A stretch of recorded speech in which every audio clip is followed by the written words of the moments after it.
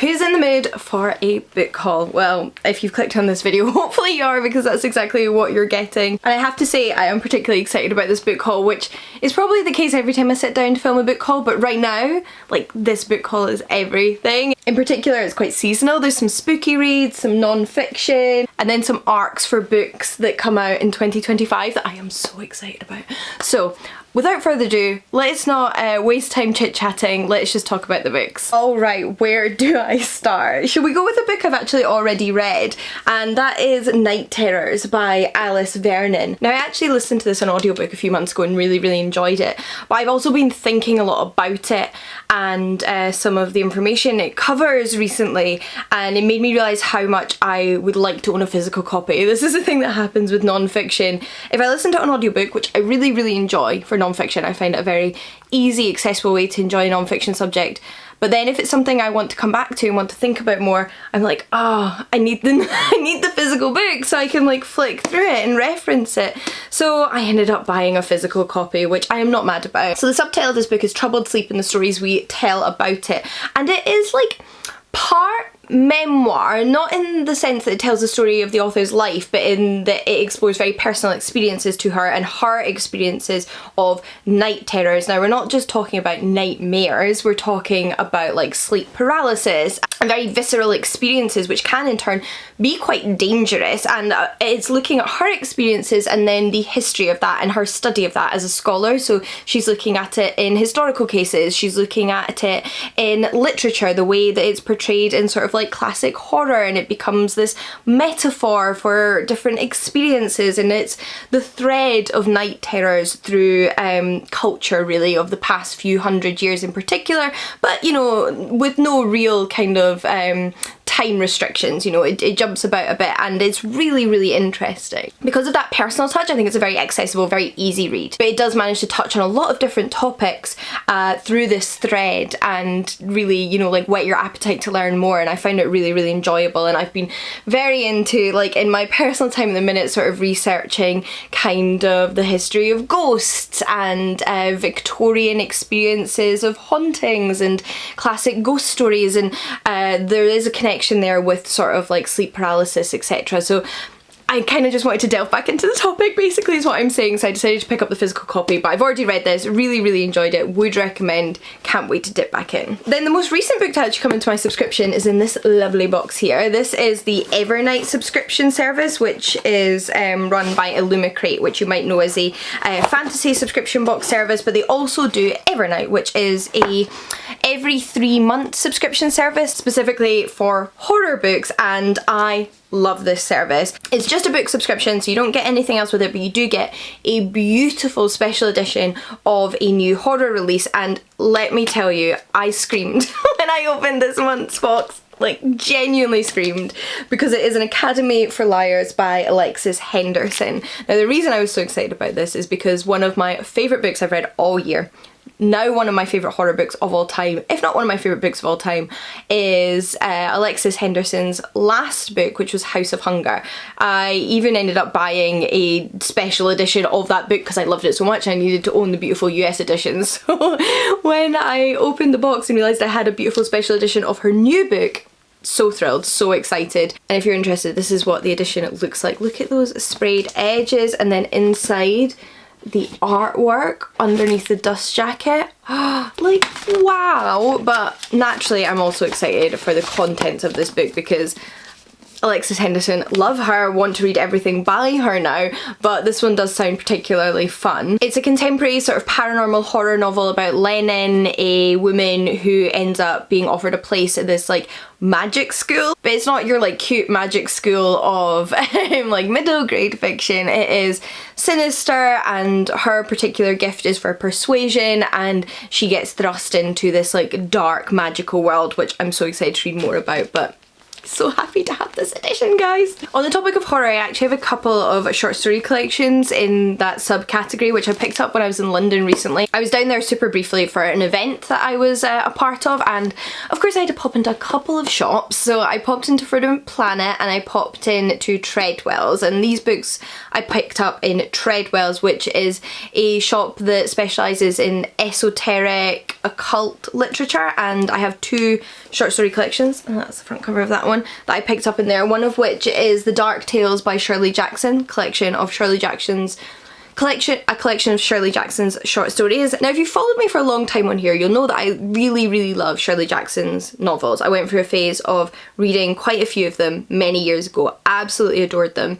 Read some of her short stories and didn't quite get into them as much as I did with her novels. However, that was a long time ago and I'm a different person and a different reader now, and I think I might have a much better appreciation of her short stories now than I did back then. I think they might cater to my taste a little bit more than they did back then, so I think it's time to give them another shot. Not that they were ever bad, I just don't think they scratched my mind as much as her novels did. So I picked this collection up, which I haven't read before and I haven't read any of the stories in before, and I'm looking forward to trying this out. Shirley Jackson was a mid-20th century horror writer. She wrote The Haunting of Hill House and We've Always Lived in the Castle, some of her most famous titles, and just love what she does. It's all very like eerie, sinister, psychological stuff, which I really enjoy. Then I picked up an anthology, which is 8 Ghosts, the English Heritage Book of New Ghost Stories, and this includes a ton of authors I love. So we've got Mark Haddon, Jeanette Winterson, Sarah Perry, Andrew Michael Hurley, Stuart Evers, Camilla Shamsie, Kate Clancy and Max Porter. Now I have read most of these authors, so love Jeanette Winterson, love Sarah Perry, love Andrew Michael Hurley, love Camilla Shamsie and love Max Porter, and because of that probably going to end up loving the other authors, right? Given that I love everybody else in here, the other 3 that I haven't read are probably also to my tastes. But yeah, these are just like modern takes on your classic ghost story, which as I've said already, I'm very into at the minute. I'm very much enjoying learning more about the history of the classic ghost story, and I think it will be interesting to read some modern interpretations of those by some authors I already know I love and adore. Then I did pick up a little bit of non-fiction in Treadwell's in the form of this little magazine. This is the Nottingham Horror Collective's zine in the Justice issue, which is all about revenge horror. So horror films, horror books, horror literature that focuses on the theme of revenge. A lot of which, for me, when reading this, because I've already read it, focused on a sort of like feminist perspective of revenge. It was sort of like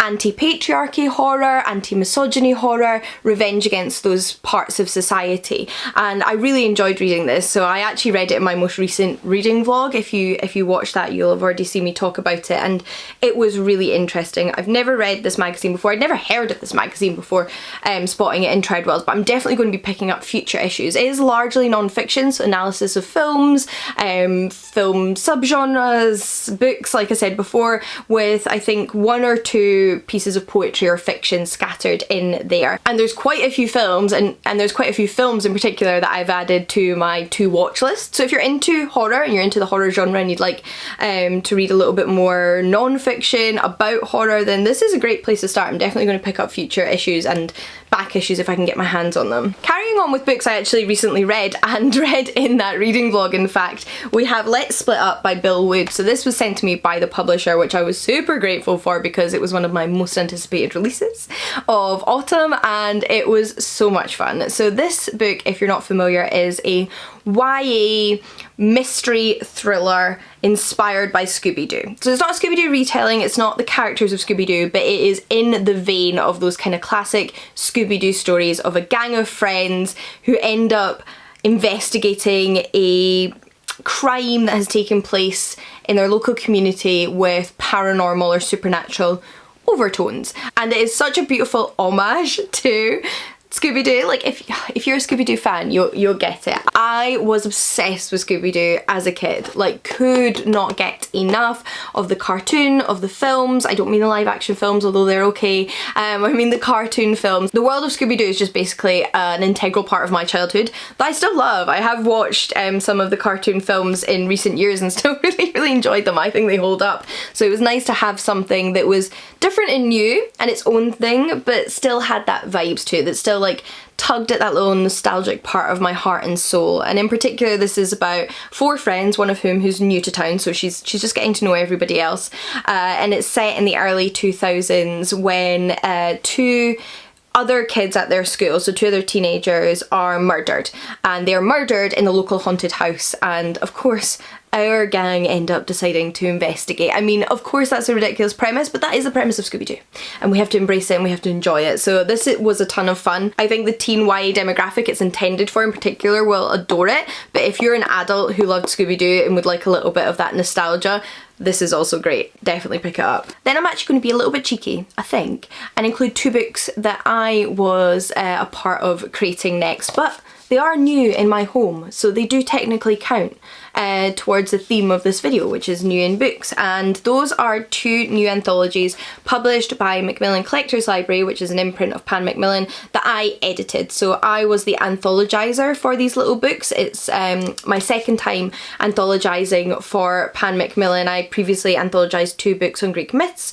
for them, and now I have contributed these little editions, one of which is on witches and one of which is on dragons. Specifically witches, wizards and sorcerers, and dragons, wyverns and serpents, which I do address in the introductions as being very elusive terms. Like, how do we define witch? How do we define dragon? A little bit of the history of these figures, both historically and mythologically. So in both of these books I have brought together 15 to 20 stories from around the world, from ancient Egypt to sort of 19th century Scottish folklore collections, and popped them all in one place so you can read them back to back, provided little introductions with context to each story and a little introduction to both themes and topics. So if you're interested in just getting a little taster of these sort of figures, these magical mystical figures in their different guises, whether it be in folklore, fairy tale or mythology, they're in here. There's like a nice breadth, I think, that demonstrate how diverse but also how interconnected these figures are, and I really enjoyed anthologizing both of these. I love the MCL editions. I think they're really beautiful and gorgeous, always have done. So it was an honour to work on these, and although I didn't write the stories themselves, I think they're a ton of fun to read. I wouldn't put them in here if I didn't, and I really enjoyed contributing my own written material to both volumes. So yeah, these are new in my house. Check them out if you'd like to. On the topic of mythology, I actually picked this book up when I was in London as well, in Forbidden Planet, which is The Korean Myths, a guide to the gods, heroes and legends, well, of Korean mythology, published by Thames and Hudson. So this is part of a series that Thames and Hudson do, which I consider sort of broad introductions to various mythologies. So looking up my bookshelf, I've got one on Japanese mythology, one on Celtic mythology, Norse mythology, Egyptian mythology, and there are quite a few more as well, but this is one of the most recent ones to be added to the series, I believe. When were you published? I wasn't aware of it before I saw it in the bookshop, so I'm assuming it's a little bit new. Yes, so it came out in 2024, and I really enjoy these because, like I said, they're quite broad introductions.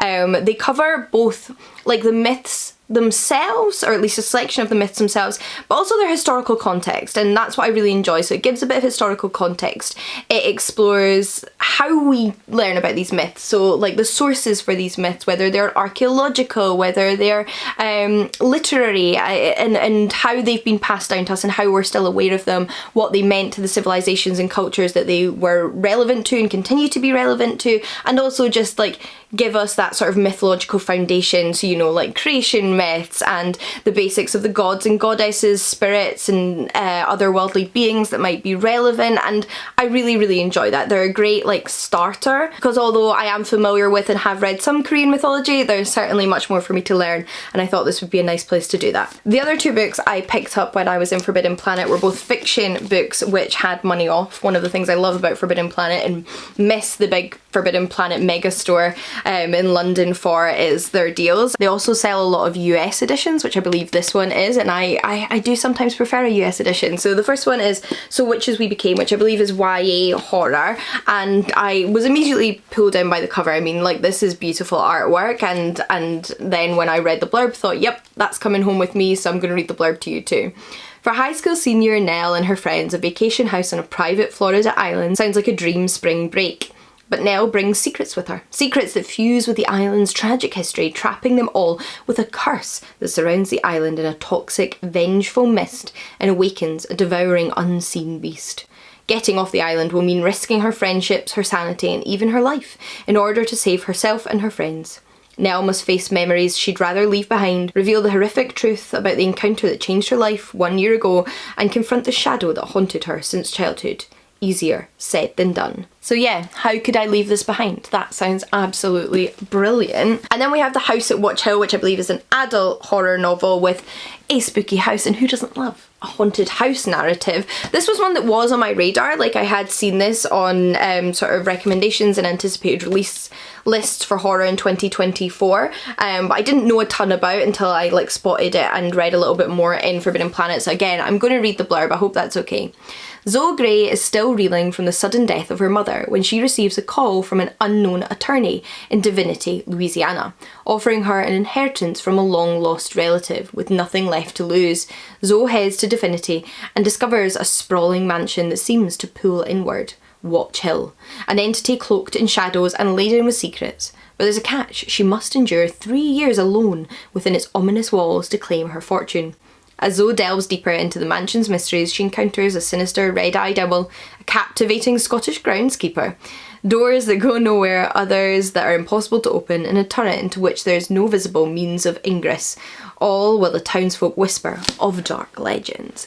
Love a haunted house narrative, love seeing what people do with what is like quite a traditional like horror basis and how they make it their own, so looking forward to this. Oh, I almost forgot, I actually got a manhwa when I was in Forbidden Planet as well, and I've been interested recently in reading more manhwa and checking out the format, I guess you would call it. I wouldn't call it a genre, format of book. And this was one that I saw recommended, a sort of like YA historical romance. I don't know if it's also maybe fantasy a little bit, but it's about an empress who I believe is like forced to divorce her husband when he finds somebody better or younger or prettier or whatever reason it is that he decides to leave his wife and go off with this other woman. And she says, the only way I'm going to divorce you is if you let me pick who I marry. And of course she's going to be strategic about that, and I kind of love that concept. That's kind of like a revenge marriage that maybe turns into a romantic partnership, and I like that premise. Like, I think it adds a layer of depth and intrigue to a storyline about like sort of royal marriage, and the artwork looks stunning, so I'm sure I'm going to enjoy this one. And then I actually ordered myself another manhwa online because this is the sequel to Villains Are Destined to Die. So this is volume 2, because I actually read volume 1 again in my last reading vlog when I was trying to read as much as possible and really enjoyed it. So this is another one that's like a YA historical romance-ish kind of intrigue mystery plotline, but it's specifically in that subgenre where the main character is from our world, is from our regular contemporary timeline, but somehow ends up as one of the main characters in either her like favourite video game or her favourite fantasy series. And in this case specifically, she ends up in a like mobile game, and she ends up being the villain, which makes her life very difficult because not a lot of people like her, and the aim of the game is to get people to like her, otherwise she's going to die. So we're basically following her trying to win over all the other characters with this very kind of sucky beginning. And I really enjoyed it. I found it a lot of fun, and I feel like I don't know how it's going to end. Like, it's keeping me guessing. I'm intrigued, and for that reason I had to like immediately order volume 2. I also really enjoyed the artworks. An example page for you, just absolutely lovely. So looking forward to reading volume 2. The next book I want to show you was actually a pre-order, and it's one of my most anticipated releases of 2024, and I had to pre-order it because I needed to make sure I got this beautiful hardback edition, although I think you can still get this, but I just needed it in my hands. And it is Ruby Dixon's new book. Look at this. Sorry, I'm just so obsessed with it, called Bull Moon Rising. So if you're not familiar, Ruby Dixon is probably best known for her Ice Planet Barbarian series, which is a sci-fi adult romance series. I love those books. They are my comfort reads. I think they are so funny, they are so charming, and they are so comforting, and I will defend them to the ends of the earth. Like, they don't have to be your cup of tea, but if you try and throw shade at Ice Planet Barbarians, I could write an essay slash thesis on why I think they actually have a lot of merit, and I think they're so much fun. So I love Ruby Dixon. I'm a stan, and I'm fine with that. So naturally, when I saw there was a special edition of her new book, had to have it. But this is interesting because it's not sci-fi, it's fantasy, which is a little bit different, and it's part of an entirely new world and an entirely new series for Ruby Dixon. So this is a romance novel between a human woman and a minotaur, and it's a marriage of convenience plotline. So basically our protagonist in this sort of like historical fantasy setting has lost all her money. Well, her father has lost all her family money, and she needs to do something to sort of preserve her family's like station and dignity or whatever. So she decides she's going to join this like artifact guild, maybe I think to like hunt down special artifacts. I'm not sure of the exact context, but she wants to join this guild, and the only way to do that is to have a man sponsor her or a husband sponsor her. So enter Minotaur, who she marries for convenience to get a place in this guild, and I imagine their relationship takes a turn to the more romantic side, and it becomes a marriage of love eventually after starting off as a marriage of convenience. So I think this is going to be a lot of fun, and I'm really in the mood for fantasy romance at the minute, so I'm really glad that this is going to set me up for a new fantasy world, and I'm hoping there's going to be future books set in it. On the topic of fantasy actually, the next 3 books I have are all arcs for books that are out in 2025, so they're not out yet unfortunately. They won't be until sort of late winter, early spring next year, but I'm so excited for them, and I'm so honoured to have arcs of all of them. So yeah, let's talk about them. The first one is Spellbound, which was sent to me by Bantam Books, and this is written by Georgia Layton, who has previously published under another name, Rose Mannering, and I read her YA fantasy novels under that name years ago when they came out and loved them. The first book, Roses, was a retelling of Beauty and the Beast, and I thought it was so beautifully written. Such a creative reimagining of that story, beautiful world building, beautiful character development, and I just loved it. I thought it was wonderful. So I am so excited that she is now writing adult fantasy, and that her debut adult fantasy is out next year. I am going to be eating this book up, and I know I'm going to love it because Georgia's writing is incredible. And this one is inspired by Sleeping Beauty, except it's not a romance. It is very much a story, from what I understand, of like female empowerment. It is about women, including Sleeping Beauty, in this world coming together and sort of saving themselves, and I think it's going to take some really interesting twists and turns from that original fairy tale, and I think it's going to be fantastic, so I cannot wait. This one comes out in April, I think, of 2025. Oh, where does it say when you come out?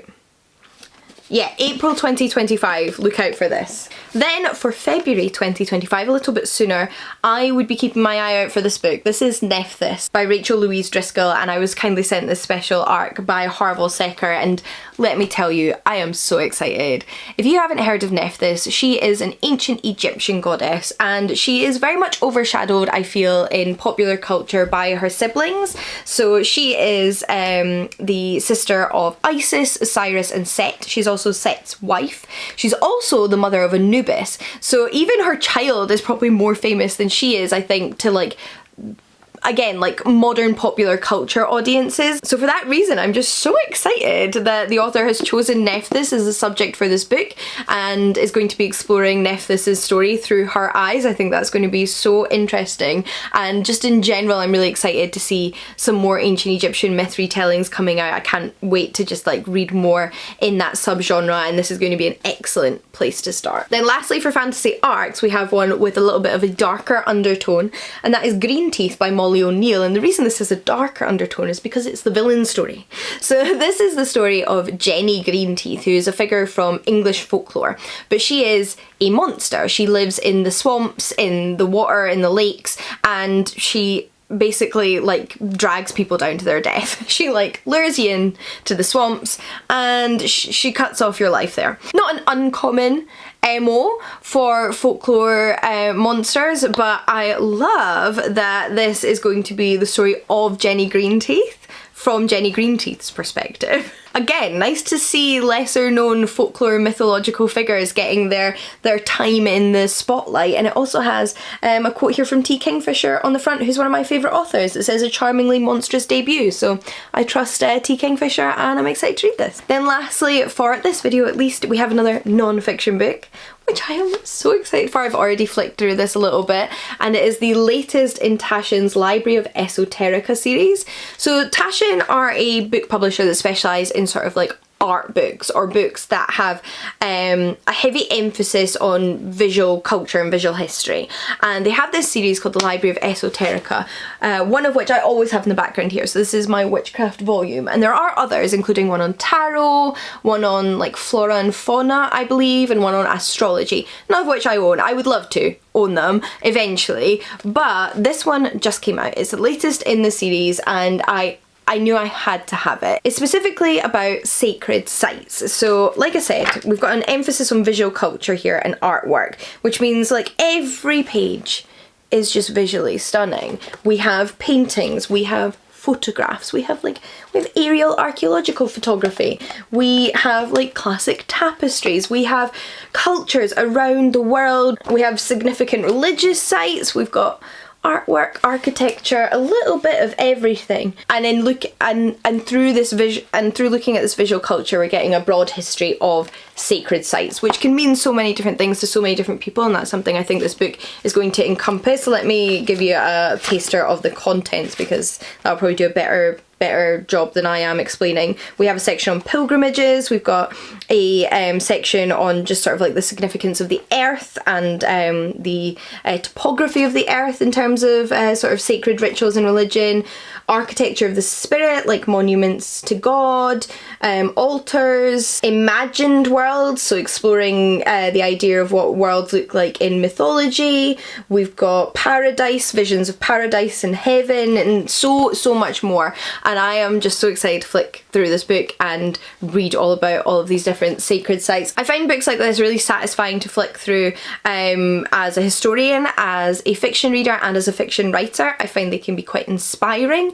I feel like they can be quite thought-provoking, but they can also just be quite transportive. But those are all the books I wanted to show you in this video. Hopefully you've enjoyed it. Maybe you've discovered a new book that you want to check out yourself. If you've read any of the books on this list that I haven't read yet and think I should read them immediately, let me know. And if you've recently picked up or read any new 2024 releases that you really enjoyed, let me know, because I can never have too many books. But until next time, happy reading, and I'll see you all again soon. Bye everyone.